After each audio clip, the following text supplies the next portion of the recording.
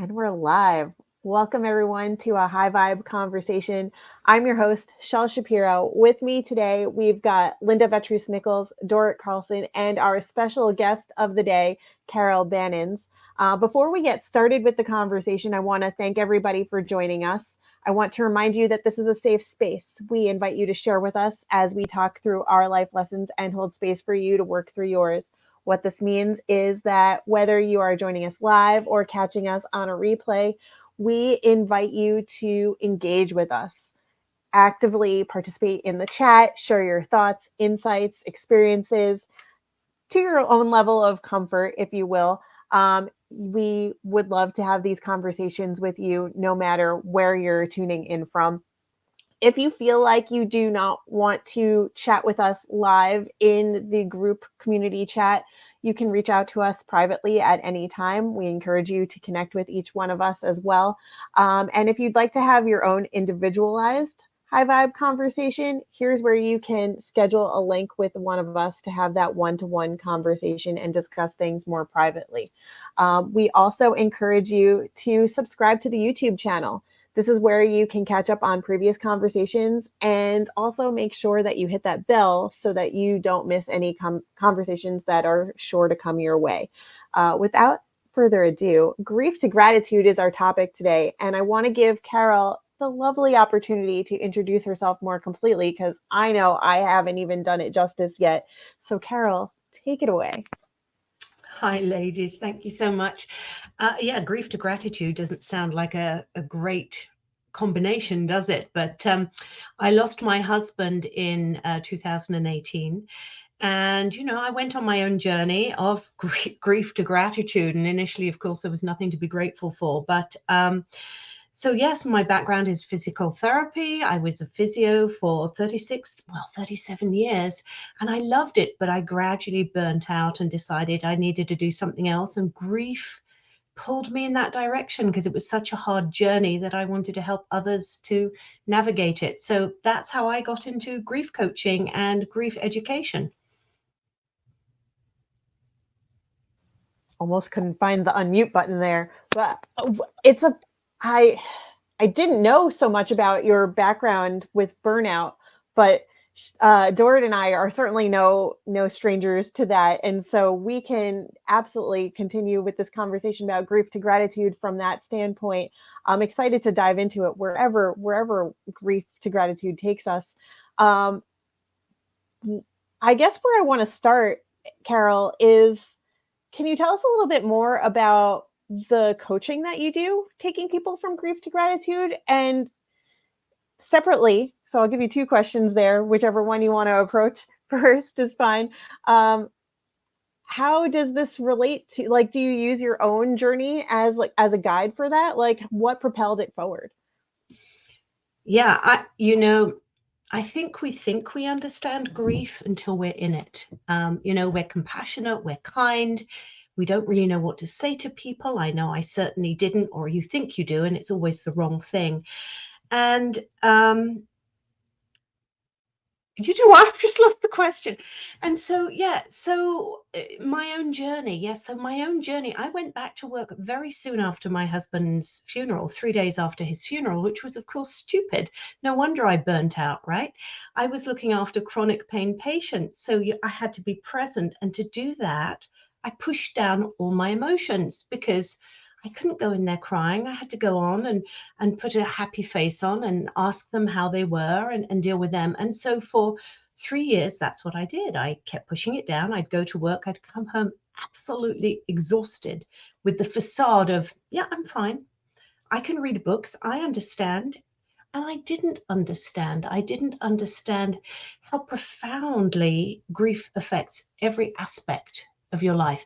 I didn't realize it was so physical, the physicality of grief, the lethargy of grief, the exhaustion, the cognitive loss. I couldn't read. I love reading.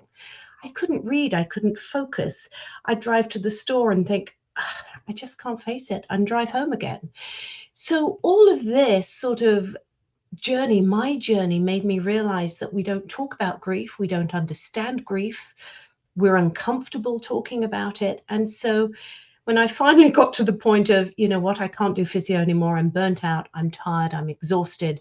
I think I'll be a coach. I didn't start off as a grief coach, actually. I started as a pain coach and then a coach for midlife women who needed to find their joy, because I did, until I realized actually what I really want to do is help guide people on their journey in grief. So yes, I absolutely use my experience because that's how I understand it better. Having said that, everybody's grief is different. Of course, we all experience it differently because of our different relationships and what's going on in our life. So, how do I bring people from grief to gratitude? I think, honestly, the first thing is to acknowledge the depth of grief, to allow the emotions. And I think to give people permission to do that. That is the biggest thing, because we do tend to go, no, I'm fine, or people expect, or society expects us to get back to work quickly. How many days off do we get? 5, 7 days? I mean, you've barely organized a funeral in that time. How can you expect somebody to function and go back to work? And so, yeah, so I take them on that journey of first of all, how do you feel emotions? Where do you feel them in your body? It's okay to feel them. And we talk about that. We talk about Tara Brach, who talked about RAIN, which is recognize an emotion, acknowledge it, investigate it, and nurture it. You know, grief, we think of grief as something to be fixed, and it's not. It's something to be lived and to be experienced and finally be integrated until, and it may take years, it took me a while, to find some gratitude in the life that was lost. No, we're not grateful that they're gone, but there are things that we can be grateful for about that life. So, you know, the gratitude, I think, as you put in your comments, it's not about toxic positivity, but it's about finding little things that we can be grateful for, even along the grief journey. Sorry, it was a bit long-winded. It it was spot on. It wasn't long at all. It was perfect. It was just right. Thank you, Carol. You said something. You said a lot of things, but one thing that stood out to me, in particular, was you said the depth of grief, and I did a double take when you said this because at first I thought I misheard you, and I thought you said the death of grief. And I even wrote that down and I was like, oh, that is that a Freudian slip? And then I really had to think about what you said there. Because yes, we're talking about the death of somebody in this case and how grief may affect you, but we're also talking about the depth and the death in a lot of different ways too, right? Like if was writing down some notes, and I was thinking about how grief is also about loss, and like so death can show up in a lot of different ways in this case as we're mourning that loss, right? I wrote Yeah. down the words soul, ego, spirit, identity, self. Like there's Oh, so many different types of there's death. so much loss within that, and Yeah. first of all, grief is any significant loss. So I'm talking about the death of my husband, but it can be the loss of a job, it can be the loss of a pet, it can be the loss of, I left England. England still feels like home to me. That to me is a grief, actually. I only understand that now. I didn't before. But any significant loss, and I think, when I did my grief educator training with David Kessler, who's world renowned, and he said, remember, your loss is the worst loss. So don't compare it to somebody else's. And I think there's this whole judgment within grief. There's is there a hierarchy? Doesn't really matter. Your loss is the loss that you're dealing with. And the loss, I wrote a poetry book about with grief, but one of them is you lose who you are. You don't know who you are anymore. And I think that was one of the things that really shocked me, is that, oh my gosh, I was pretty confident. I was self-assured. I could organize things. I knew what was what. And all of a sudden, I didn't know who I was without Brian, who I was without his music, who I was actually, full stop. That loss of self, that loss of sense of security, the loss of so much. Those are those secondary losses that we don't even talk about in grief. We all talk about the loss of the person, and it's very sad and it's awful. And then there are all the other losses, and loss of self-identity, loss of role, I think, is a very big one for people to come to terms with. So, of course, we deal with that with the coaching. I love this. I feel like we could talk about this more all day long. Um, it's also kind of getting to that point of gratitude is kind of like a rebirth in a way too. Like so from death to life because you have this new sense of self that comes out of the grief, right? Well, I think it can do. And I think what we have to understand is grief is awful. I mean, I know we've got gratitude here, but grief is awful. It's painful, and we have to acknowledge that it really is. And and it doesn't mean that you can't expand life around it at some point, and that may take, the loss of your significant other or somebody significant, they say can take 5 to 8 years to move on, to move forward through that. That's a long time. And so coming to a place of gratitude, I think, is incremental. I happened to have a gratitude practice before Brian died. I always did a gratitude diary. So I would sit in bed at night, every night, even after he died, and go, what am I grateful for today? And it was, my cup of coffee, my warm bed. It was little things, but I think it reminds you to be present in the moment and appreciate that there are some things we can still be grateful for and be in grief. And so I think to get to a place, and I am now 5.5 years, I think, hi Jenny, I think that at this point, I can now really look back at his life with really much more love rather than the feelings of loss and the absence that are so prominent early on, and much more gratitude now for all that he was and all that he gave me and all that we had together. As time goes on, I think that can happen, but I think you have to do the grief work, and think that starts with the acknowledgement of pain, and you don't know who you are, and that self-discovery that you have to go through.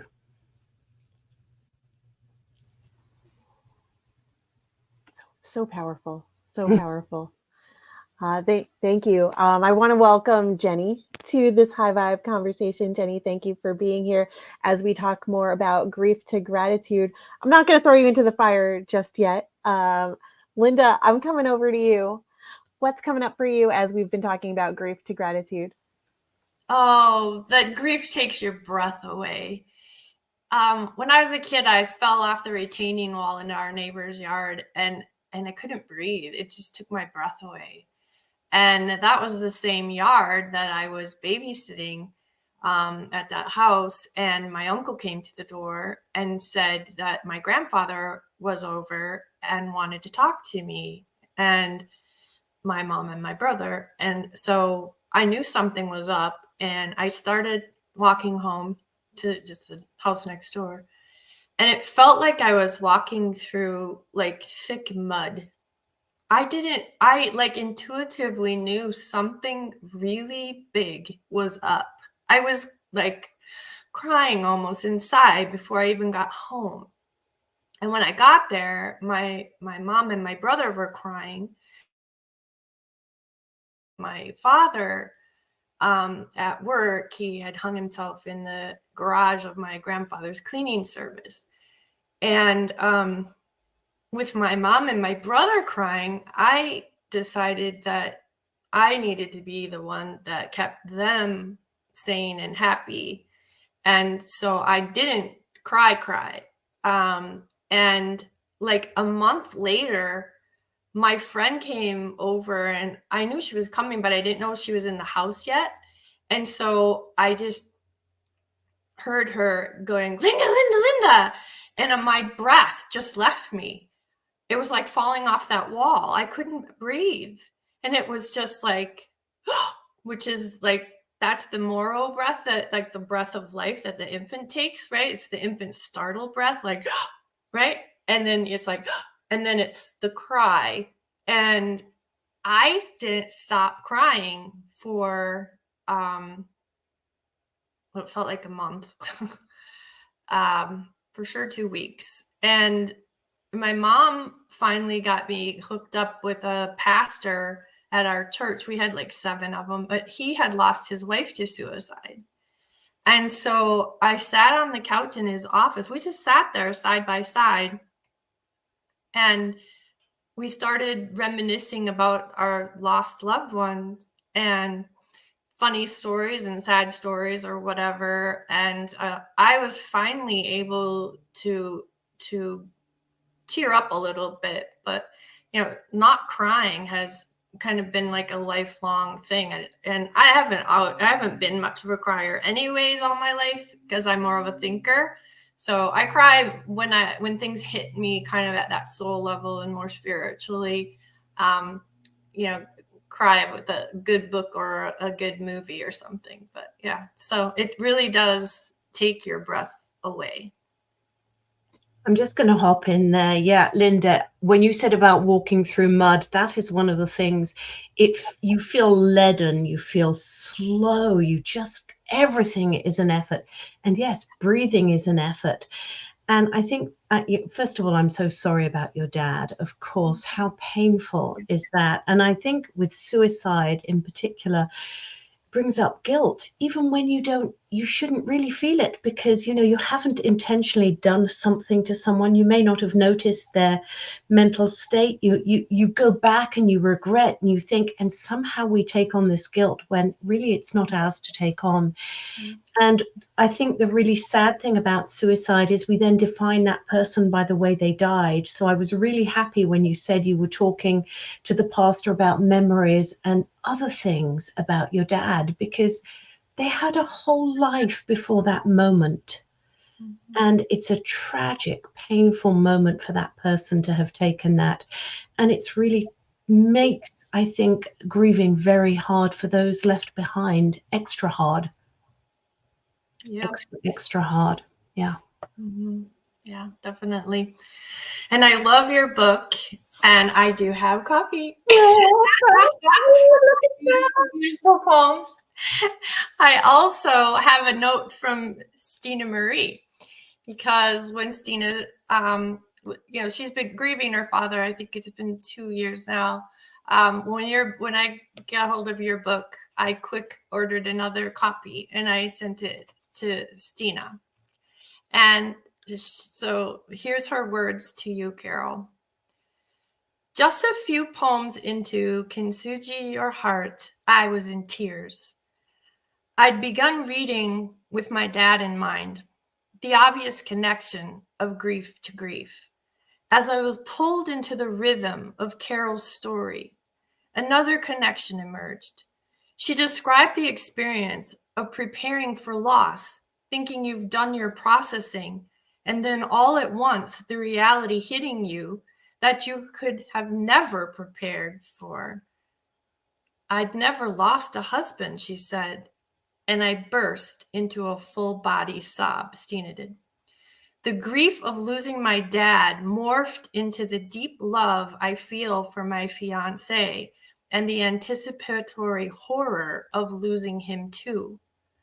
It was a release and realization I didn't even know I needed until that moment. Carol's poetry evoked a depth of understanding for me that love and grief are nearly inextricably woven together into our experiences of both loving and losing.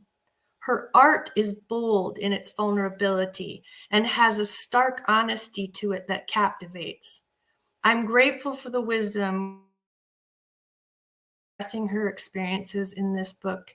It has become one of the tools I reach for when I need someone near me who understands the wild and yet slow beast that grief is. Oh my goodness. Thank you. That means so much to me.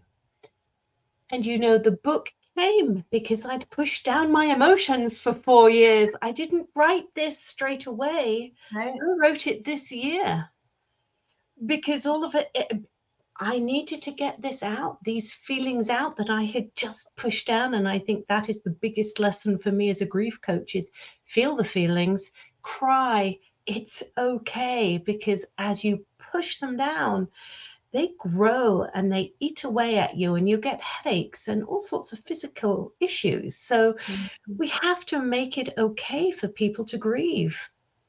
And the more we talk about it and have these conversations, I think that makes it more understandable for those that aren't grieving, trying to support grievers. Because let's face it, none of us know what to say to someone, do we? I mean, if I met you in the street, I might say, "Hey, Linda, how are you doing?"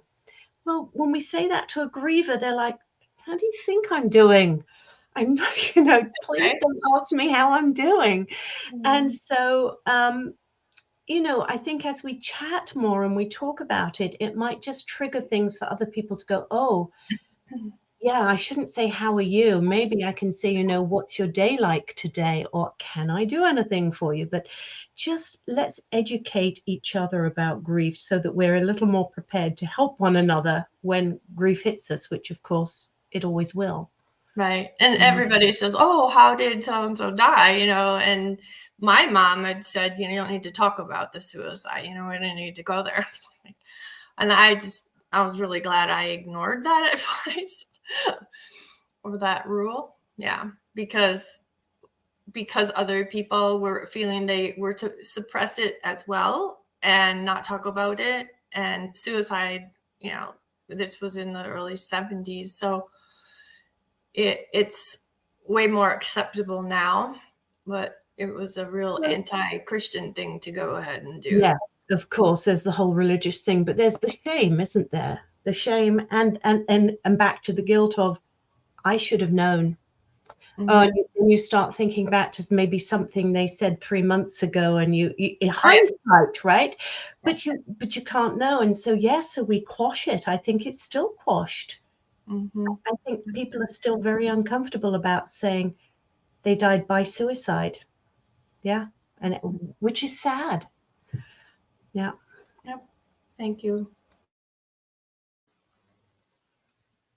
Thank you, Linda, for sharing Stina's note to Carol. I don't know if everybody's able to see, but I think we were pretty much all in tears. That's how powerful her message was. That's how powerful and profound of an effect your book has on people, Carol. So thank you for sharing for writing the book. Thank you for sharing your story and your journey, and for honoring us with your presence for this conversation today, because it matters more than you can know. And I'm very grateful that you're here. Dorit, are you okay to share now? I saw you tearing up as well. What's coming up for you as we're talking about grief to gratitude? Well, I'm not like Linda, so I cry very easily. I don't need a lot to start the waterworks, that's for sure. Yeah, I think so. But please ask me a question or something to get me started, because I don't, right now, everything is up in the air. Well, besides the usual conversation of what's coming up for you, do you want to talk a little bit more about how your burnout and your grief may be intertwined, since you've gone through your own burnout journey as well? Yeah, sure. Yeah, that's my most recent grief. I've lost grandparents. My parents are still alive and doing well, thank you. But when I got the burnout and that hit me so hard, I got very ill, and the grief of losing that part of me, that part that was able to work, that part that was able to get up in the morning and go to the workplace and do the things that I actually loved doing. But the circumstances made it so that, since I was very good at my job, the boss thought that I could do everything. So he just piled on and piled on and piled on. And he just left for vacations for many, many months out to the Canary Islands and everywhere. So it was just me. And when I had pain or were ill or something, I had to go to work anyway, because otherwise the shop had to be closed. So after a few years of this, well, I worked there for nearly 10 years, but the last 2 years were the heaviest. So when I was really, really rock bottom, I just curled up in my bed and I just cried and cried, and everything was dark, because I couldn't imagine that there was anything in the world that I could do other than the things that I'd done, because that was what I was educated to. That was what I loved to do. But I couldn't see that there were any use for me. So what's the point of my life, you know? And when you're sick on top of that, and the body don't want to function, and the brain doesn't work at all, you're just existing. So my kids had to help me with everything, like from walking the dogs to helping me with dinner. Like reading a recipe was a struggle, because I kept forgetting what was the thing that I really wanted to have here. This actually carried on for 7 years. The doctors could only give me painkillers and sleeping pills so I could manage. And that's not a life when you're in your 40s. That's so when I finally found something that helped my body heal, I wanted to help. I wanted to give back. I wanted to yeah. I remember the first thing I was told by this wonderful coach that I talked to was that for the 7 years I had in my mind been focusing on all the things that I couldn't do. You know, I had focused on everything that I'd lost, the negatives, the oh, I can't do that. Oh, I could never do that. Oh, I can't have a job because I need to take naps during the day. I can't even read a book, and I can't, all the stuff that I had lost the ability to do. But he said that if you start by being grateful, practice gratitude. So that was really something that I felt when you said that, is picking the positive things, and you will see them multiplying, he said. And that was so true, because it was really hard to find things in the beginning to be grateful for. But it could be like, okay, I can walk my dogs for a few hundred meters and it's not raining. That's like, things like that. Or I managed to unload the dishwasher and take a shower that day. That was like, whoa, superpowers, felt like, So tiny little things like that was something that I kind of picked up and was very grateful for. And it just snowballed, and they got more and more things to be grateful for, more and more positivity. Felt like a little magnet that kind of was attracting other things to be grateful for. So for me, that was really, really the way out. I use gratitude every day still. Yeah. I'm just going to jump in here.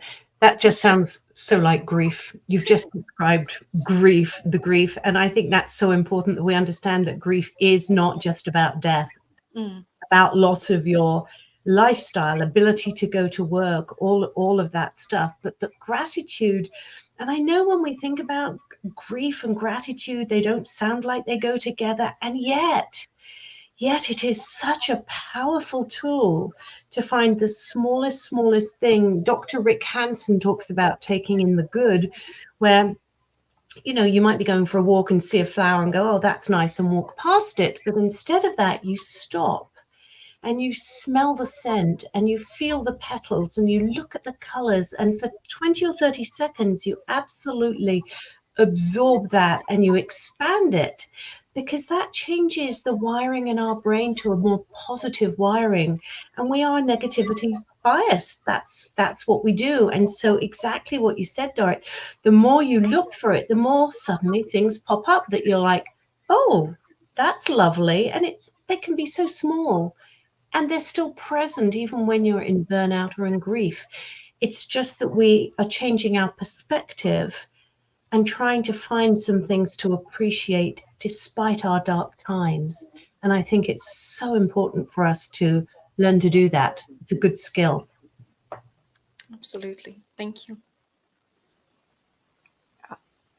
It's a great skill. And Dorit, you always are one to talk about appreciating the little things. Sometimes we talk about it in a different capacity of like reconnecting in a marriage or a relationship, and it's the small things that matter. But it's about appreciating the little things in all aspects of life too. So I'm really grateful, for lack of a better word, that we get to witness these little moments of appreciation that you've been experiencing, and that you're so openly willing to like share about your journey and your experiences too, because other people need to hear it. Other people need to know that they're not alone, and that's how we can all support each other too. So thank you. Jenny, I'm coming over to you. What's coming up as we talk about grief to gratitude? Oh, thank you, Shell. Hi, Carol. Well, what's close in memory right now is receiving the news of my brother's suicide. I was about 19 and he was 6 years older than me. So I'm the youngest with 3 older brothers, and this was the second oldest. And looking back at it, to describe it, it was as if there was this new, huge, thick, dark book that was just pushed into the library of my life. And immediately it fell down into my lap, and I couldn't stop reading. And I love this way of describing it because whenever I do, everyone's like, yeah, that's what it's like. It's this new knowledge or information, and it's before your eyes every minute of the day, crying myself to sleep, just reading it, trying to understand it. Then sleep is somewhat of oblivion, and then waking up to it again, just having this new dark book in front of me. That's what it was like. And I recognized more and more that the grieving process is getting to know this new book. And it's allowing myself to read it. It's allowing it to be there. It is there. Not judging it, just, listening, reading. And the more I allowed myself, the more I recognized the story. And I started to know this new story in my life. And the more I knew it, the easier it was to now and then, put it on the shelf, and it could stay there for a little bit, and then it would fall down into my lap again, and I'd need to read it some more. And then I'd be able to put it on the shelf, and I'd be able to keep it there for some time. And now as years have gone by and I have done the work of grief, I recognize that it will always be there, and it is a part of my life. And I choose more and more. It's up to me to pick it out and read and appreciate it. And I think going to gratitude for me has been recognizing that the reason why I'm grieving is because I valued him because of everything that he was, and listening to that teaching in my life of what I value is actually propelling me into the future. It's becoming that compass of, so what's my next move? So what's important for me now? So what do I want more of in life? And it becomes that energy that also drives me forward, to value myself. And we were talking about crying and tears, and I found that tears for me are like little words. It's like those words of expression that I just can't find. And I will talk a lot, but sometimes I'm out of words. And in those moments, it's so nice to cry and just have myself express that, and just being seen when you're crying, and when you have that really like that ugly cry. I think that's the most beautiful thing I've experienced, people seeing me in that state and just loving me and accepting me in my grief. So some things that came up for me, and thank you, Carol, for sharing your story and your book with all of us.